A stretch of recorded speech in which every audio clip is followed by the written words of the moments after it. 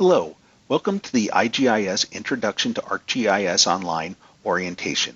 In this section, I'll be providing a basic overview of the buttons and levers used to work within the application. The first thing that you'll need to do is sign in to the app using the login credentials set up through your organization or by way of a free trial account. Upon opening, you'll see a navigation ribbon across the top of your screen. By default, this will usually go to your Organization tab or your Home tab. Starting at the Home tab, you'll see a splash page including featured items from either your organization or ESRI. The next tab is your Gallery tab. If your license is associated with an organizational account, Gallery will display all of the contents previously uploaded by members of your organization which haven't been privately restricted. This includes online maps, map layers, and web mapping applications, such as story maps. These map components or products can be opened, customized, reshared, and/or published online within your own ArcGIS Online sessions. The Gallery search function can help you find contents within your organization using intuitive tag words associated with the layers and maps when they were created, so they can be more easily discovered by others or even by yourself in the future.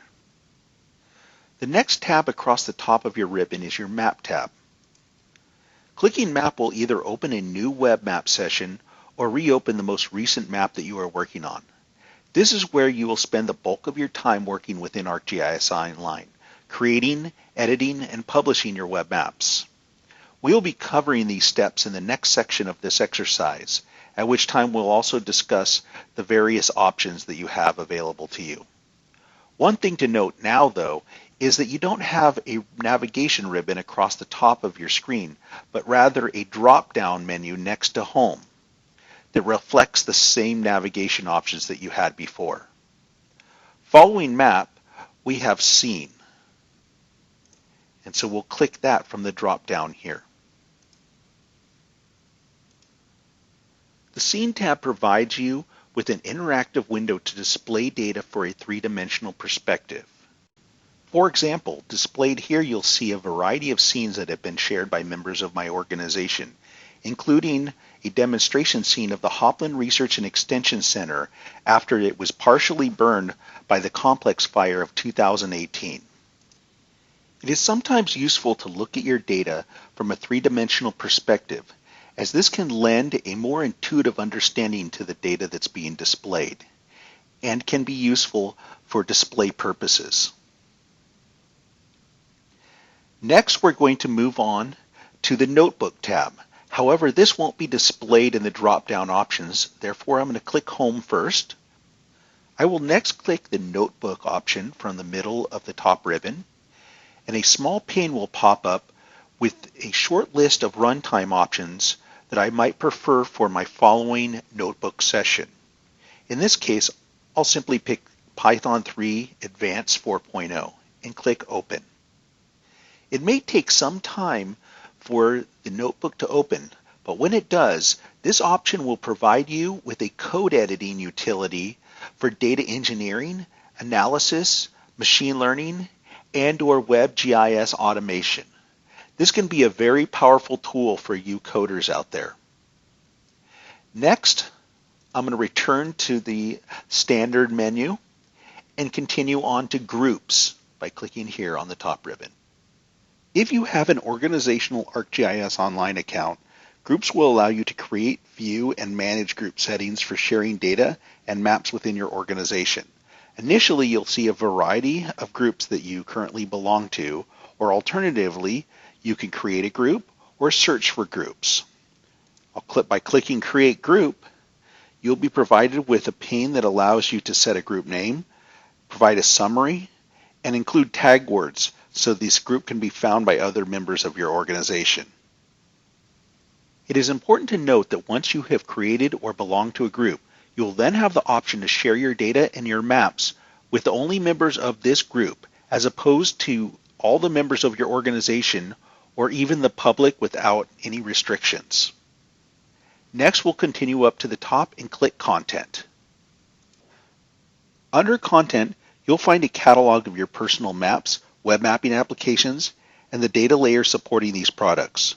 This content can be organized using the Create New Folder button on the left-hand side of your screen, and then editing these folders as you wish. You can then click on the button next to the maps, the map layers, or the web mapping applications, and click Move to move them into any given folder. Alternatively, you may wish to click on the star next to the layers or maps, and then you'll be able to see them by clicking My Favorites on the blue ribbon at the top of your screen. You can also filter your content by selecting My Groups and selecting any given folder to see which files are associated with those groups. It is often important to note who the owners of your file contents are, particularly when filtered from My Groups. For example, here we see a variety of files that are associated with other members of my organization. If I were to go to a file that is associated with my account, SD Hogan, UCANR, and click on this file, I will be provided with a greater number of options for publishing, exporting, and sharing this data, as opposed to if I were not the owner of this given hosted feature layer. For example, if I were to go up to Settings here, being the owner, I would have the option to scroll down and adjust the editing options for the feature layer by clicking Enable Editing to allow this feature layer to be edited online, or Enable Sync to optimize the layer for field data collection applications such as Collector or Survey 123. Once you're comfortable with your settings, don't forget to save the settings by clicking Save before proceeding to the navigational ribbon at the top, where we'll now click Organization.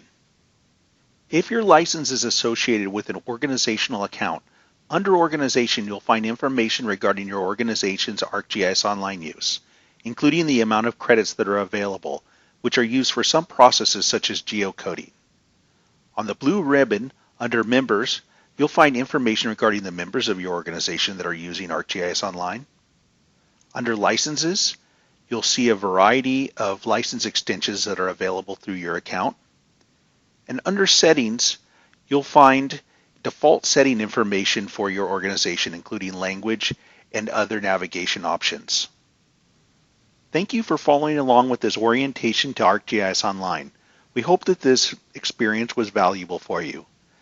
Please stay tuned for any further educational content from the Informatics and GIS statewide program of the University of California Division of Agriculture and Natural Resources.